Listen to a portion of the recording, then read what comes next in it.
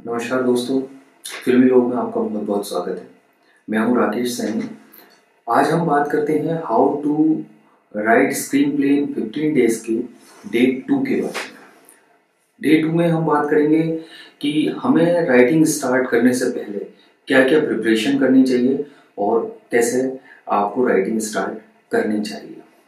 तो अगर आपने हमारे वीडियो को सब्सक्राइब नहीं किया है, हमारे चैनल को सब्सक्राइब नहीं किया है, तो आप नीचे सब्सक्राइब बटन दबाइए और बेल आइकॉन को भी प्रेस कर दीजिए ताकि जो भी नई वीडियो आए वो आपके पास तुरंत पहुंच जाए। अगर आपको हमारा वीडियो अच्छा लगे तो आप इसे लाइक कीजिए और इसे शेयर कीजिए। तो चलिए शुरू करते हैं डे 2। आपको राइटर बनने से पहले क्या क्या समझना चाहिए वो इस वीडियो के अंदर आज डिस्कस करते हैं।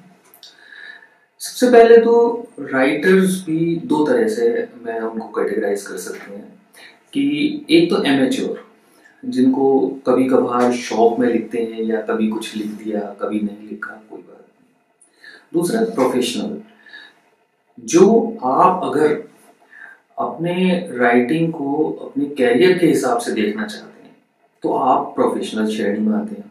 और अगर आप शौकिया लिखते हैं कि चलिए मेरा कुछ काम है, मैं उसके साथ साथ कभी कभी लिख लेता हूँ, तो आप एमेच्योर में रहेंगे।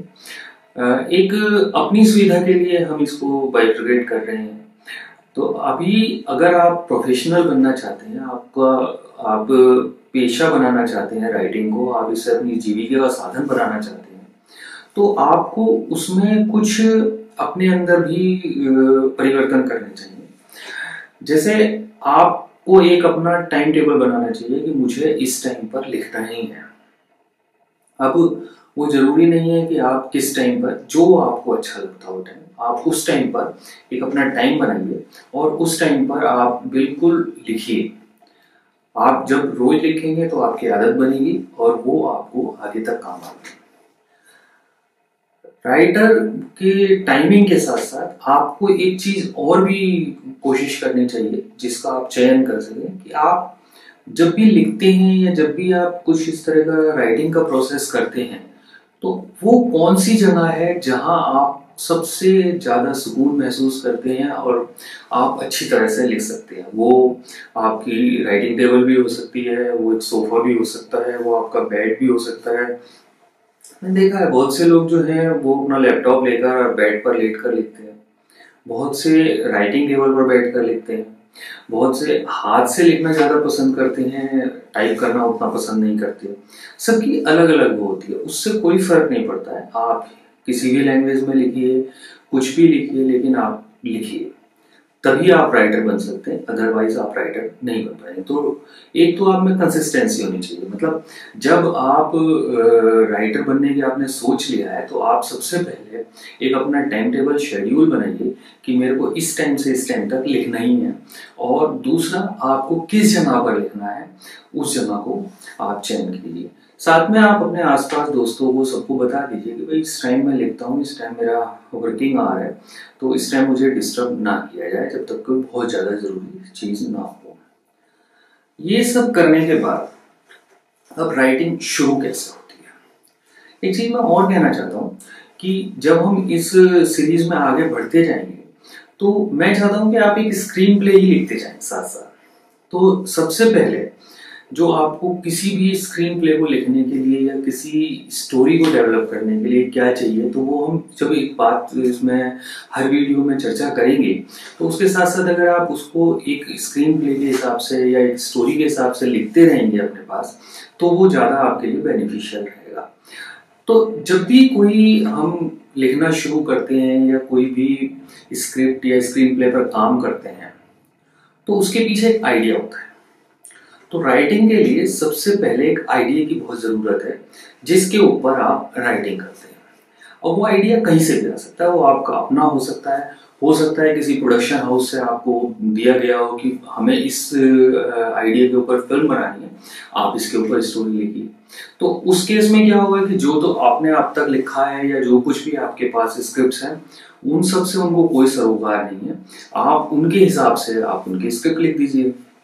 तो एक आइडिया वहां से आ गया आपको, या आपके पास अपना आइडिया है। लेकिन जब भी आप शुरू करेंगे तो आपके पास एक आइडिया होना चाहिए, उसी आइडिया को आप स्क्रीन प्ले के अंदर कन्वर्ट करेंगे, स्क्रिप्ट के अंदर कन्वर्ट करेंगे। तो अब ये जो आइडिया है वो आपकी फीचर फिल्म के लिए सही रहेगा या नहीं, इसके ऊपर भी आपको सोचना चाहिए। सबसे पहली बात तो ये है, आपको जो भी आइडिया आया है, जो भी आपने एक आइडिया सोचा, अभी तक नहीं सोचा है तो आप आज सोचिएगा इस वीडियो के बाद, और उसके बाद जो नेक्स्ट वीडियो आएगी तो उसमें उसी आइडिया के ऊपर आप काम करना शुरू कीजिएगा। तो जो भी आपने आइडिया सोचा है या जो भी आपका आइडिया है, पहले तो आप ये देख लीजिए कि वो आइडिया के ऊपर पहले फिल्म बनी है या नहीं। अगर बनी है तो भी कोई बात नहीं है, और अगर नहीं बनी है तो आपका एक प्लस पॉइंट हो जाता है। अगर बनी है तो आप उसमें क्या पॉजिटिव ऐड करेंगे, क्या प्लस में ऐड करेंगे। मतलब आप अगर देखें तो लव स्टोरी पे बहुत सारी फिल्में बनी है, सभी लव स्टोरी के ऊपर फिल्में बनी है, लेकिन हर एक में कुछ ना कुछ अलग होता है, इसी वजह से वो सक्सेस होती है। चाहे वो दिल है कि मानता नहीं हो, या शाहरुख जी की हो दिल वाले दुल्हनिया ले जाएंगे, कोई भी हो फिल्म, वो सब में एक अलग जो है कुछ हटकर रहा, इसी वजह से वो फिल्म हिट हुई। तो आपके पास एक आइडिया होना चाहिए। अब उस आइडिया को अगर आपका पहले से नहीं है तो बहुत अच्छी बात है, और अगर है तो आप उसमें क्या पॉजिटिव ऐड कर रहे हैं ये आपको बिल्कुल पहले से सोच लेना चाहिए। उसके बाद आपको ये जरूर देखना चाहिए कि वो आइडिया जो है वो आपका आइडिया इतना बड़ा हो पाएगा या नहीं हो पाएगा कि उसके ऊपर एक 2-2.5 घंटे की फिल्म बन सके। 2-2.5 घंटे की फिल्म लगभग होती ही है हमारी हिंदी फिल्में, तो आपको लगभग उतनी फिल्म के लिए स्क्रिप्ट लिखनी पड़ेगी। उतनी फिल्म की स्क्रिप्ट लिखने का मतलब है, अगर 120 मिनट के लिए आपको 2 घंटे के लिए लिखना है तो 120 पेज आपको राइट करने पड़ेंगे। एक पेज 1 मिनट के बराबर आपका स्क्रीन प्ले बनता है फिल्म के अंदर जो आता है। ये एक मोटा मोटा हिसाब है, कोई पक्का नहीं है, लेकिन 1 से 1.5 मिनट के भी हो जाता है, कभी 1 मिनट ही रहता है। तो वो आप अगर हम अंदाजा लगा के जब चलते हैं तो 1 मिनट 1 पेज, यानी 120 मिनट 2 घंटे की फिल्म। जब आप ये आइडिया को देख लेते हैं कि वो आइडिया इतना बड़ा है या नहीं कि उसके ऊपर 2 घंटे की फिल्म बन जाए। अगर वो 2 घंटे की फिल्म जितना बड़ा आइडिया नहीं है तो आप उसमें क्या ऐड करेंगे कि वो 2 घंटे तक दर्शकों को बांधे रखे, दर्शक उस फिल्म से जुड़े रहें 2 घंटे तक, फिर इसके ऊपर आपको काम करना पड़ेगा। लेकिन ये सब आपको पहले से पता होना चाहिए, ताकि जब आप काम करना शुरू करें तो आप उसको उसी हिसाब से डेवलप करते चलिए। उसके बाद जो ये आइडिया होता है, अब आपके पास आइडिया भी आ गया, अब आपको उसके ऊपर आगे काम करना है। आपके पास जो सबसे ज्यादा जरूरी चीज है वो आपको 3 चीजें बिल्कुल पता होनी चाहिए कि ये 3 चीजें मेरी क्या है। सबसे पहला आपकी स्टार्टिंग, फिल्म की स्टार्टिंग, दूसरा मिड पॉइंट जहां इंटरवल होगा, और तीसरा आपका क्लाइमैक्स। इन 3 चीजों के बारे में अगर आपको नहीं पता होगा प्रॉपरली तो आप फिल्म लिखते चले जाएंगे, उसे खत्म नहीं कर पाएंगे। तो आपको अभी आगे आने वाली वीडियो में मैं आपको बताऊंगा कि किस सीक्वेंस में कितने पेज पे कहाँ तक आना चाहिए, कितना वो होना चाहिए, ताकि आपको एक आइडिया उससे भी आता है। लेकिन आपको जो ये पहले से 3 पॉइंट आपके क्लियर होने चाहिए कि मेरी फिल्म स्टार्ट कहाँ से होगी, उसका इंटरवल यानी मिड पॉइंट का है, और वो क्लाइमैक्स कहाँ पर जाकर खत्म होगी। क्योंकि कोई भी जब आपकी फिल्म शुरू होगी तो खत्म होगी। अगर आपको खत्म का पहले से अंदाजा है तो आप उसके हिसाब से सारी ताना बाना बुनेंगे, सारी घटनाओं का, और स्टार्टिंग से लेकर वहां तक जाएंगे। अब इन तीनों पॉइंटों में एक महत्वपूर्ण बात बहुत ज्यादा है। आपकी जो फिल्म की बिगिनिंग है, यानी जो फिल्म के स्टार्टिंग के 3 से 5 मिनट होते हैं, उसमें अगर आपके स्क्रीन प्ले ने, आपकी फिल्म ने दर्शकों को बांध दिया, दर्शक आपकी फिल्म से जुड़ गया, तो आपकी फिल्म हिट होने के चांस 90% से ऊपर हो जाते हैं।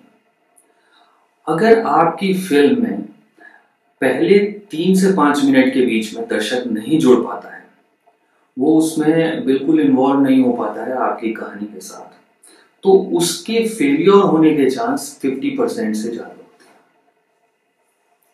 तो अब जो दर्शक जब जुड़ता है तो क्या होता है कि जैसे ही आपने कोई फिल्म स्टार्ट हुई और फिल्म के अंदर कुछ ऐसा हुआ कि वो दर्शक उससे जुड़ गया।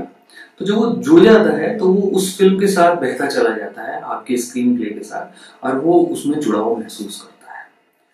उसी तरह से इंटरवल पे ऐसा पॉइंट होना चाहिए कि अगर आदमी वहां पर पहुंचने के बाद जो उसे 5 मिनट का 10 मिनट का टाइम मिलेगा इंटरवल में, उसमें उसके दिमाग में यही चलता है कि अरे ये हो गया तो अब क्या होगा, अच्छा ऐसा हो गया है, अब क्या होने वाला है।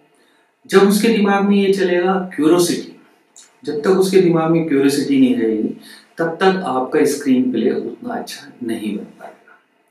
उसके बाद जब आप क्लाइमैक्स पे पहुंचते हैं तो क्लाइमैक्स में भी यही है कि अगर उसके दिमाग में क्लाइमैक्स छा गया तो वो बाहर निकलकर लोगों को बोलेगा कि भाई फिल्म बहुत अच्छी है। और अगर उसके दिमाग में क्लाइमैक्स में ये लगा अरे यार क्या हो गया, तो बाहर आने के बाद किसी को बोलेगा ही, या बोलेगा फिल्म बेकार है, या बोलेगा ही नहीं कि फिल्म अच्छी है।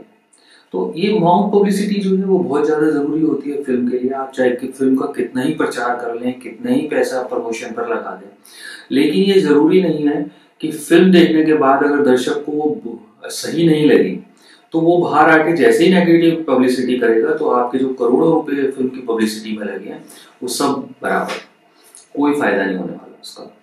आपने फिल्म की पब्लिसिटी उतनी अच्छी नहीं की है, लेकिन दर्शकों ने फिल्म देखी और उसके बाद उनको बहुत अच्छी लगी, तो उसका फायदा इतना होता है कि फिल्में सुपरहिट हो जाती हैं, फिल्में सिल्वर जुबली बनाई जाती हैं। मैं आपको एक फिल्म का उदाहरण बताता हूँ। बहुत पहले की बात है, जब लगभग 1984 के आसपास एक फिल्म बनी जाने भी दो यारो। एनएफडीसी ने उसको मिलकर बनाया था, नेशनल फिल्म डिवीजन कॉर्पोरेशन ने। वो फिल्म बनने के बाद, तैयार होने के बाद, उसको कोई वितरक नहीं मिल रहा था, कोई डिस्ट्रीब्यूटर नहीं मिल रहा था। उन दिनों डिस्ट्रीब्यूटर फिल्म खरीद लेते थे और उसके बाद रिलीज करते थे, प्रॉफिट नुकसान सब उनका रहता था। लेकिन क्यों क्यों नहीं मिल रहा था? उसकी वजह ये थी कि उस फिल्म में सारे नए कलाकार थे। सारे नए कलाकार में नसीरुद्दीन शाह जो आज बहुत बड़ा नाम है, उस टाइम पे वो उस फिल्म में थे। उस फिल्म के अंदर रवि वासवानी जी थे, उस फिल्म में सतीश शाह थे, पंकज कपूर थे। तो इस तरह से सब उसके अंदर, लेकिन वो सब नए थे, तो कोई भी डिस्ट्रीब्यूटर, कोई भी उसके ऊपर रिस्क नहीं लेना चाह रहा था। और फिल्म जो है बहुत ही सटायर फिल्म थी, बहुत ही बढ़िया फिल्म थी, और मेरे हिसाब से आज तक की फिल्म इंडस्ट्री की सबसे सटायर फिल्म और सबसे अच्छी फिल्म जो कॉमेडी जॉनर में, सटायर जॉनर में है, वो जाने भी दो यार। अगर आपने नहीं देखी तो आप उसे एक बार जरूर देखिएगा। वो फिल्म देखने के बाद आपको समझ में आएगा कि किस तरह से स्क्रीन प्ले चलना चाहिए। ये जो कुछ फिल्में ऐसी हैं जो आपको बहुत पसंद है, जैसे बहुत बड़ी हिट हुई है, जैसे शोले, मदर इंडिया, ऐसी फिल्मों को आपको देखना चाहिए। तो उससे आपको समझ में आएगा कि किस तरह से एक फ्लो चलता है, किस तरह से ये सारी चीजें होती हैं। तो जब जाने भी दो यारों को कोई वितरक नहीं मिल रहा था, तो एक वितरक साहब ने उसको बहुत सस्ते में लिया कि चलो मैं रिलीज करता हूँ, देखता हूँ क्या होगा। और आप गूगल पे सर्च कर लीजिएगा, मुझे मालूम है कि उस टाइम पर उस फिल्म ने सिल्वर जुबली मनाई। उस फिल्म का कोई प्रमोशन नहीं, कुछ नहीं हुआ, लेकिन वर्ड ऑफ माउथ, जो माउथ पब्लिसिटी उसकी मिली, फिल्म देखने के बाद जब दर्शक बाहर निकले और उन्होंने दूसरों से कहा कि अरे यार फिल्म बहुत अच्छी है, बहुत ही बढ़िया फिल्म है, देखने जाओ, तो लोग गए, बार बार गए। मैंने खुद वो फिल्म कई बार देखी, आज भी अगर वो आती है फिल्म या मेरे को कहीं पे मिलती है मैं जरूर देखता हूँ। बहुत ही अच्छी फिल्म है, आप भी जरूर देखिएगा। तो जो इस तरह से जब माउथ पब्लिसिटी मिल जाती है तो वो फिल्म आपकी हिट होने के चांसेस बहुत ज्यादा हो जाते हैं, बनिस्बत उसके भी कि आपने फिल्म का प्रमोशन किया है या नहीं किया। आपने फिल्म का बहुत बड़ा प्रमोशन किया, बहुत बड़े बड़े प्रमोशन के बाद फिल्में बहुत बड़ी फ्लॉप हुई हैं, आपको सब मालूम है। तो उस तरह की जो फिल्में फ्लॉप हुई हैं, तो अगर वो बड़ा प्रमोशन होने की वजह से ही फ्लॉप नहीं होनी थी, चलनी थी फिल्म, तो वो फ्लॉप क्यों? फिल्म फ्लॉप इसी वजह से हो जाती है कि दर्शक उसके साथ जुड़ नहीं पाता। आप अगर शोले को देखें तो शोले में क्या था, दर्शक हर कैरेक्टर के साथ जुड़ा, चाहे वो कालिया हो, चाहे सांबा हो, चाहे गब्बर सिंह हो, चाहे ठाकुर हो, चाहे जयवीर हो, कोई भी हो, है बसंती हो, सबके साथ दर्शक जुड़ा और सारे कैरेक्टर आज तक जिंदा है उसके।